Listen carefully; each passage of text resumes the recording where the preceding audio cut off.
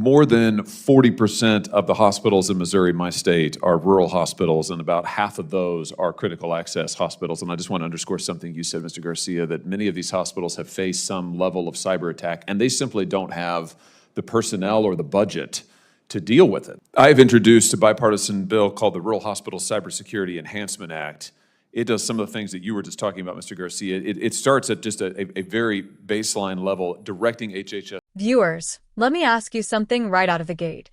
Why is it that our rural hospitals, the lifeline of small-town America, are left defenseless against cyberattacks, while Washington spends billions on pet projects, foreign wars, and overly progressive nonsense? I just watched this Senate hearing, and I got to tell you, it shows exactly what's wrong with our country. Our rural hospitals, the ones keeping everyday Americans alive, are under constant attack from hostile nations and cybercriminals. This is the Prodigy Unfiltered. Thank you, Mr. Chairman. Thanks to the witnesses for being here. Mr. Garcia, if I could just start with you, I want to talk a little bit about the challenges that rural hospitals in particular face from cyber attacks, malicious actors. What do you think, thinking about the Volt Typhoon attack of this last year and a half, what do you think are the most important lessons that we ought to draw from that attack, and particularly if you could apply this to rural hospitals and the challenges that they face? Well, thank you, Senator.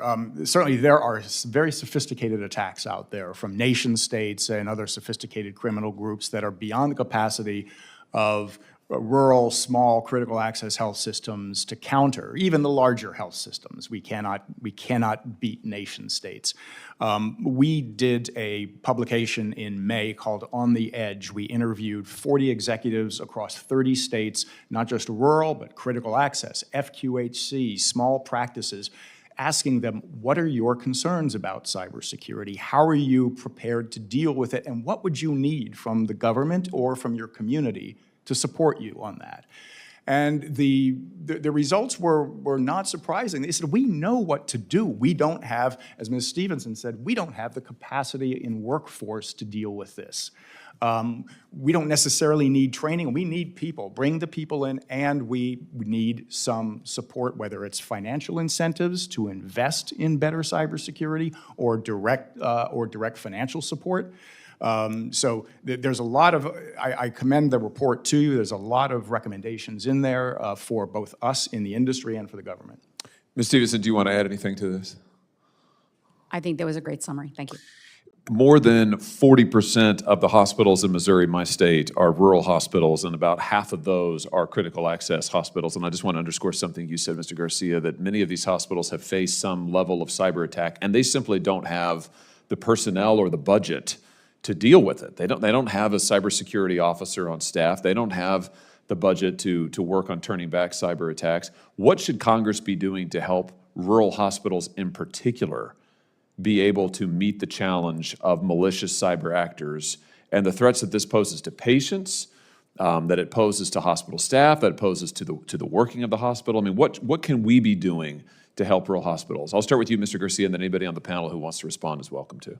Well, certainly we've talked about better incentives. When you think about CMS, can they tie some level of reimbursement to better cybersecurity practices? You're doing the right thing. You're implementing the health industry cyber practices that we produced, or the NIST framework.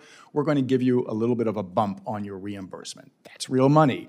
Senator Husted talked about National Guards at the state level, those who can help in what we call a 911 cyber civil defense. How can we rally the community around your rural hospitals who do have the expertise?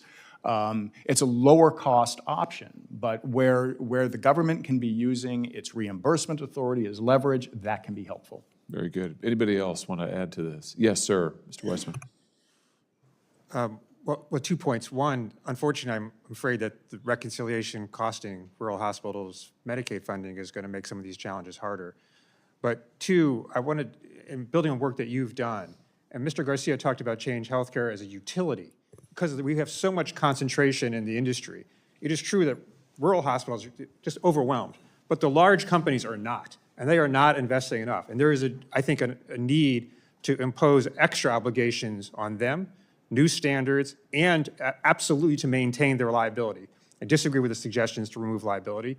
The way they're going to be held accountable if we don't have adequate regulatory standards is through lawsuits that make them pay retrospectively. Better if we could stop it in the first place. I've introduced a bipartisan bill called the Rural Hospital Cybersecurity Enhancement Act. It does some of the things that you were just talking about, Mr. Garcia. It starts at just a very baseline level, directing HHS to develop a comprehensive cybersecurity strategy for rural hospitals, to look at workforce needs, to look at funding needs. I think this is long past due, and again, I can just tell you, coming from a state where 40% of our hospitals are rural. I grew up in a rural area. I live in a rural area now. I grew up in a rural area.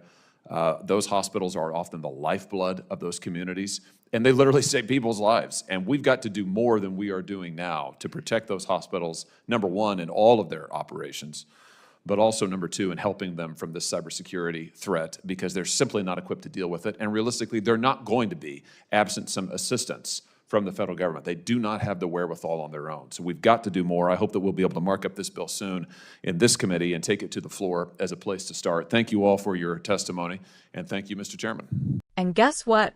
They don't have the money, the manpower, or the backing to defend themselves. That should outrage every single patriot in this country. You had Mr. Garcia and others basically admitting the obvious, that small, rural hospitals can't keep up with nation-state cyberattacks. Of course they can't. These aren't giant corporations with billion-dollar budgets. They're small-town hospitals where the staff already wear 3 different hats just to keep the doors open. Many of them don't even have a cybersecurity officer on payroll. Think about that. No protection, yet they're being targeted by some of the most sophisticated hackers in the world. Now here's the kicker. Washington knows this. The report they cited literally says the hospitals know what needs to be done, but they simply don't have the people or the money. So, what does the government do? Instead of actually fixing the problem, they drown these hospitals in regulations, cut Medicaid funding through budget games, and hand out billions to corporations who don't even reinvest in security. One witness even admitted the large healthcare companies aren't doing enough. Shocker. Big corporations hoard profits while rural communities are left twisting in the wind. And then what's the solution being floated?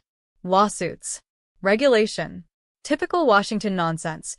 Wait until after the damage is done, then play cleanup. How about we actually prevent the attacks instead of chasing lawsuits after the fact? This is what happens when you have leadership more interested in Ukraine's border than America's hospitals. Let's be real here. Foreign nations are targeting our healthcare system. That's not just some IT issue. That's a national security threat. When a rural hospital goes down, people die. Babies, elderly folks, people in car accidents, they can't get care. Cyberattacks on hospitals are attacks on American lives. But instead of mobilizing like it's the crisis it is, Democrats want to play redistribution games, tie reimbursements to more bureaucratic checklists, and keep pumping cash into foreign aid. Meanwhile, rural America, the very backbone of this country, the folks who put food on the table and keep the heart of America beating, are left defenseless. Trump understood this. He talked about America first, about securing our critical infrastructure, about protecting small towns and rural communities. Imagine if even a fraction of the billions we've sent overseas were redirected into strengthening cybersecurity for rural hospitals. Every one of them could have the protection they need.